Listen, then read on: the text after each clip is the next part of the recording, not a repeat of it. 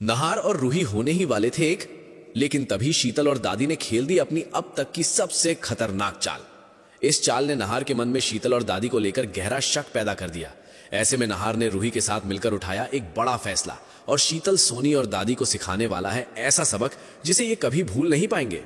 जी हाँ दोस्तों, आने वाला सच सुनकर आपके पैरों तले से जमीन खिसक जाएगी। दरअसल होता यूं है कि घर में पूजा चल रही होती है।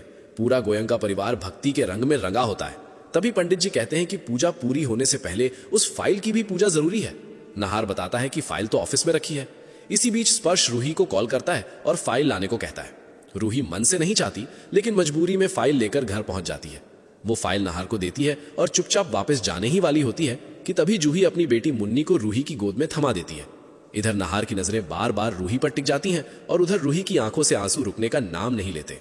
रूही सोचती है, बस थोड़ी देर मुन्नी के साथ रुक जाऊंगी, पूजा भी खत्म हो जाएगी और फिर चली जाऊंगी। पूजा पूरी होते ही सब लोग इधर उधर हो जाते हैं। रूही जूही को ढूंढती है ताकि मुन्नी उसे सौंप सके, लेकिन दोस्तों उसी पल शीतल और दादी की नजरें रूही पर जम जाती हैं। दोनों यही जानना चाहती हैं कि आखिर ये घूंघट वाली लड़की है कौन। इसी बीच रूही नहार के कमरे के पास से गुजरती है। अंदर नहार रूही की याद में फूट फूट कर रो रहा होता है। दरवाजे के बाहर खड़ी रूही नहार का दर्द महसूस कर लेती है और वहीं रुक जाती है। नहार को इस हाल में देखकर रूही अंदर से पूरी तरह टूट जाती है। रूही मनी मन सवाल करने लगती है, अगर नहार जी मुझे अपनी जिंदगी से निकाल चुके होते, अगर वो शीतल के साथ खुश होते, तो आज मेरी याद में इतना क्यों रो रहे हैं? मेरे होने या ना होने से उन्हें इतना फर्क क्यों पड़ रहा है? यही रूही फैसला कर लेती है कि अब उसे नहार के दिल का सच जानना ही होगा। वो आगे बढ़ती ही है कि तभी पीछे से एक सख्त आवाज आती है।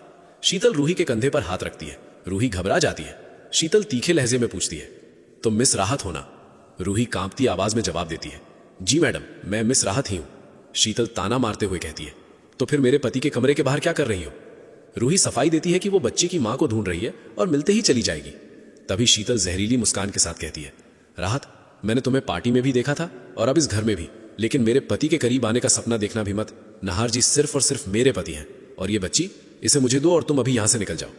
शीतल को जरा भी अंदाजा नहीं होता कि जिसे वो राहत समझ रही है वो कोई और नहीं बल्कि खुद रूही है। रूही आंसुओं से भरी आंखों के साथ मुन्नी को शीतल को सौंप देती है और बिना कुछ कहे वहां से चली जाती है। इधर नहार का शक अब पूरी तरह पक्का हो चुका होता है। उसे समझ आ जाता है कि शीतल और दादी कुछ बहुत बड़ा छुपा रही हैं, और यहीं से नहार रूही के साथ मिलकर एक ऐसा कदम उठाने वाला है जो सबकी जिंदगी बदल देगा।